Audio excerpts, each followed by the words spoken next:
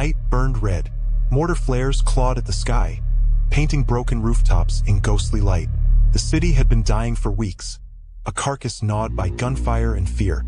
Sergeant Daniel Cross had stopped counting the days. Now, only one thing mattered: survive until dawn. He moved through the rubble of an apartment block, rifle raised, boots crunching glass. The air stank of smoke, rust, and the copper of old blood. His unit, Bravo Squad, had been ambushed outside the old cathedral 2 hours ago. He'd watched his radio operator, Harper, torn apart by shrapnel before the smoke swallowed the rest. "Command, this is Bravo 2. Do you copy?"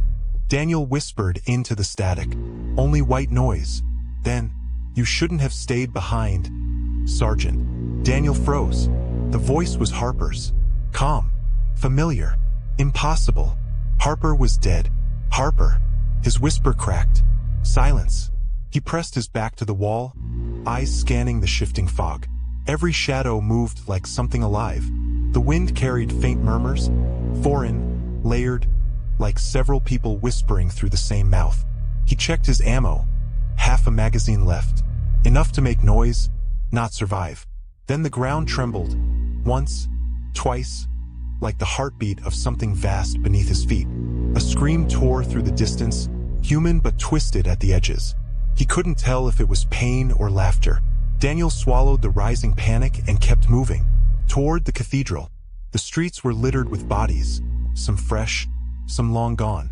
He stepped carefully around a fallen soldier, but something caught his eye. A faint blue light pulsing beneath the man's skin.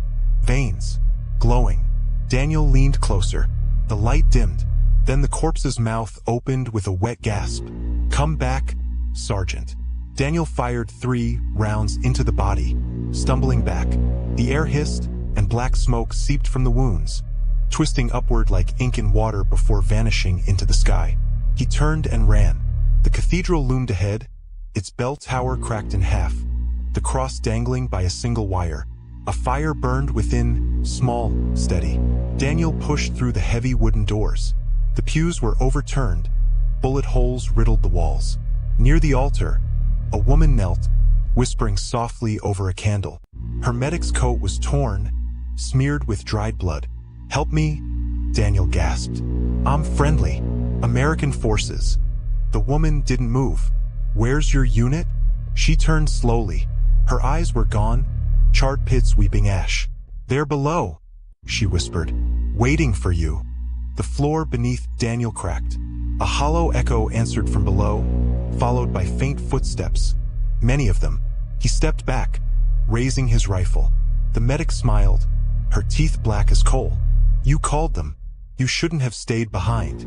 The ground gave way. He landed hard, his flashlight clattering into the dark. It flickered, revealing stone walls scrawled with strange symbols. The air was cold and wet, reeking of decay. Then he saw them, his squad, Bravo Squad, lined against the walls like soldiers standing for inspection. Their eyes glowed the same pale blue. "Jesus," Daniel whispered. "Sergeant." The voice came from the shadows. Harper stepped forward, half his face torn away, the other half perfectly preserved. "You left us," Harper said, tone calm, conversational. "You ran when we burned." Daniel shook his head. No. I tried to reach you." "You tried to forget," Harper interrupted. "But the fire remembers. It remembers everyone." The dead soldiers turned their heads toward him in unison. Their necks cracked like branches. Daniel fired, the shots deafening in the small space. Muzzle flash lighting up the horror.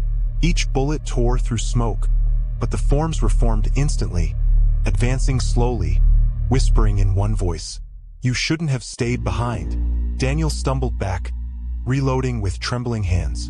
The whispers grew louder, hundreds now, until they merged into a single scream. The blue light spread across the walls, pulsing like veins. He saw the radio in Harper's hand, the same one Daniel carried. It was glowing. Without thinking, Daniel grabbed it. The voices screamed through the speakers, but beneath them, one message repeated clearly. "Finish the war." Daniel hurled the radio against the wall. It shattered, and the light went out. Darkness swallowed the room. He woke to silence. The crypt was empty. No bodies. No blood. Only dust and the faint hum of distant artillery. Daniel climbed back to the surface, breathing hard. The city above was wrong. The fires had gone cold. The air was still. Every building stood intact, unscarred, and yet, not a single sound.